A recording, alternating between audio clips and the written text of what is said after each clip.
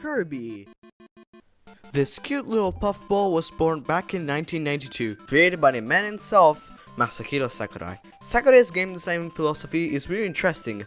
He combines basic gameplay with easy to understand mechanics to create nowadays Kirby games. But Kirby's most iconic ability originated in 1983 with the game Kirby's Adventure. In that game, Kirby was able to inhale the enemies and get their powers. This concept then became Kirby's most signature ability. For that reason, all of these different abilities appeared in many different spin-offs. And one of them was Kirby Fighters. So without further ado, let's talk about this game. Kirby Fighters first appeared in 2014 in the Kirby game Kirby Trouble Deluxe. Kirby Trouble Deluxe is one of my favorite Kirby games of all time, and it's called like that not only because it was on the 3DS, but also because it included 3 different games: the main story, Kirby Fighters, and Diddy's Drum Dash. While the main adventure is probably the main reason you bought the game, the 2 other sub-games, Diddy's Drum Dash and Kirby Fighters Deluxe, were just little sub-games like the ones present in Kirby Superstar. Diddy's Drum Dash was more of a rhythm platforming game featuring DDD, while Kirby Fighters was actually more of a Smash clone. Nintendo then released them as separate titles only in the eShop for $7 each. The so-called Deluxe version were expanded versions of these minigames that were present in Kirby Trouble Deluxe. In case of Kirby Fighters, it added new stages, new items, new modes, and most importantly, new abilities. Some of this content in Kirby Fighters Deluxe can be just unlocked by linking the Street Pass data of Kirby Trouble Deluxe with Kirby Fighters. You will unlock DDD trains, a stage based around one of the worlds in Kirby Trouble Deluxe, and then the abilities Beetle and Bell. While Kirby Fighters looks and plays just like a Smash Bros. Game, is much simpler. It's made for beginnings, just like the Kirby games themselves. One of the new additions of this deluxe version was the addition of team battles. Team battles are basically 2 or more players in one team against another, which in my opinion was made to emphasize more on the multiplayer mode of the game. And speaking of which, you can just play this game in multiplayer with one friend or more, just with download play, so no multiple copies required. So I actually tested the download play multiplayer, and the first time, it was pretty good, but the second time, even if the 2 3DSs were close to the router, it got really laggy, and it went really slow. Not unplayable, but sometimes it slowed down terribly. So, on a game that is full emphasis is on multiplayer, to be kind of laggy sometimes in multiplayer, it's just weird. It's even local multiplayer. I would have expected that if it was online multiplayer, so yeah. And speaking of which, there is not any type of online multiplayer, which is super sad. And the team battles also feature an exclusive items that is this cannon that by itself, when you use it alone, doesn't do that much. But when you team up with someone and use it together, Kirby Fighters Deluxe, being a $7 game, includes just a few modes. The most important one is obviously the story mode. It's really similar to Super Smash Bros. Mode, where you have a lot of different random encounters on different stages with different situations, and you have to fight different Kirbys. And it's pretty fun, but after you beat it with all the abilities, you'll get some unlockables, which we'll talk about later, but it kind of gets old, so you can do the classic mode if you want, and the multiplayer. So, for $7, it's not that much, but again, it's $7. The classic mode, like Smash Bros, includes 2 different bosses. Krako as a boss, which has a new attack. He spins around and spits all of the different keychains from Kirby Trouble Deluxe on the screen, so that was pretty cool. And at the end of the classic mode, you'll find DDD.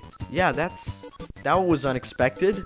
you'll have to find, based on your difficulty, a lot of mini deities. It's really similar to Multi-Man Mong from Super Smash Bros, but with small deities. And then you have to fight 2 big deities and 1 big deity, the final one. The cool thing is when you try to complete the classic mode in very hard mode, you'll get an 8-bit version of the Fountain of Dream stage instead of the classic one that plays in the other runs in different difficulties.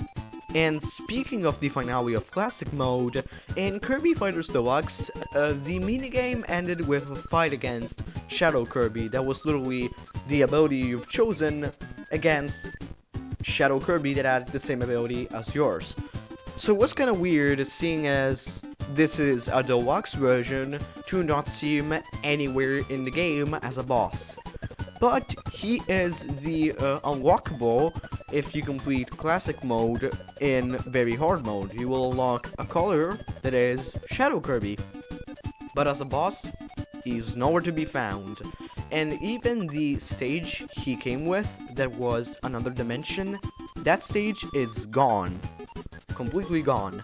You might think that this was because Another Dimension was completely flat, as well as like Fountain of Dreams, but I think that's kind of stupid because, yeah, they're both flat, but they're completely different stage with completely different atmospheres, so it was not that big of a deal. And when you end classic mode with each and every ability, you'll get the rare costume, that is literally just a costume with cosmetic changes and sometimes sounds in the case of metal and others that changes your aesthetic. Like, it's pretty cool, like it has some fan service, like this Mark's hat, it's pretty cute. But apart from that, you do not unlock anything. You do not unlock the stages, the abilities, nothing. And speaking of stages, there's a lot of them. Like, a lot of them.